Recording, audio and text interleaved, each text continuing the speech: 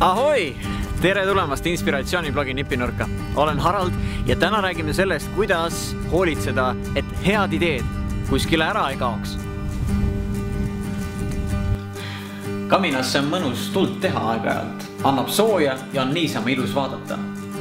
Aga kuidas teha tuld, kui ei tea, kus tikud on? Kujutad sa ette, kui mu tikud oleks kõik maja peal laiali, keldris peaks otsima pööningult, põranda pragudest mine tea kust veel. Seepärast hoiamegi ju tikutopsis. Need oleks kõik ühes kohas, niimoodi, et kui vaja, siis saame kohe kätte.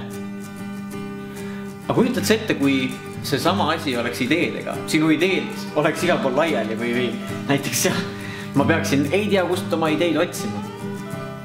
Seepärast ma kasutan ideemärkmikku. Nii nagu tikutopski hoiab tikke koos, hoiab ideemärkmik minu ideid ühes mõnusas, vahvas kohas, kus ma saan alati minna ja hea idee välja noppida. Lähme vaatame lähemalt, kuidas ma neid ideid siin salvestan. Mida siis sinna ideemärkmikusse kirjutada? Kõige lihtsam asi nimekirjade tegemine. Näiteks tegin 300 äriideed, kuidas lisatulu teenida.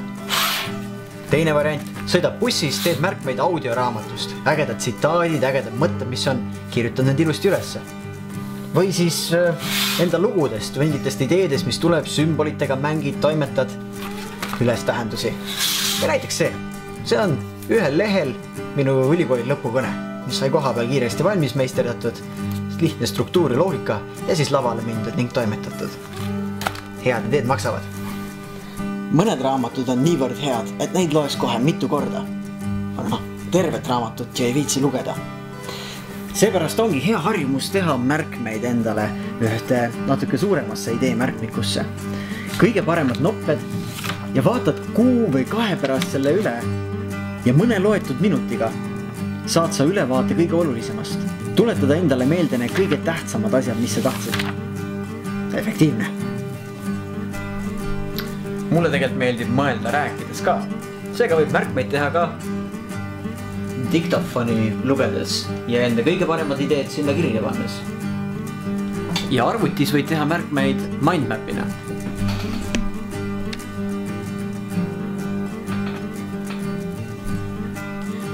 Nüüd, kui mul ideed on koos, siis on tarvis lihtsalt aeg-ajalt piiluda oma idee märkmikusse, leida sealt üks meelepärane idee, mis mulle tundub kuidagi kõige põnevam. Ja vaikselt panna see idee tööle ja liigutada see idee suurte tegudeni.